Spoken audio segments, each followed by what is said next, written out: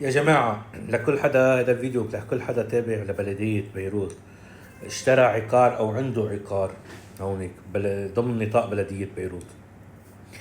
دايما بس تروح تدفعوا الضرائب رسوم للبلدية، تأكدوا انه باسمكم مش باسم اللي كان قبلكم، لانه حيرجعوا يدفعوكم اياهم يحملوكم اياهم وعلى الجديد.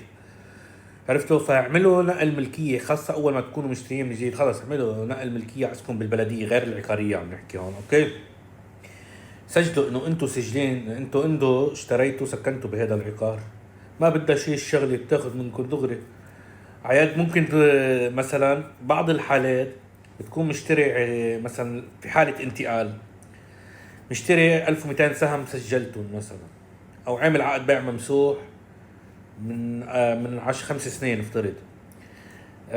فانت بعدك ما سجلت نقلت ملكيتك انه انت سكنت. مش ضروري تسجل بالعقاريه، مش ضروري تكون مسجل بالعقاريه، بس مالك قايل البلديه انه انت نقلت وقاعد عم تدفع كل سنه الضرائب لهذا، بده يرجعوا يدفعوك اياهم لانه على اسم واحد ثاني انت عم تدفعهم، يرجعوا يحملوك اياهم لك وعلى جديد، بدك تقدم طلب وتروح لجنه واللجنه تقرر ليش بده يطلع عليك وقد بدهم يحملوك وعلى جديد. فمن الاول ضبط وضع نقول ملكيتك بالبلديه انه انت ساكن بهذا العقار.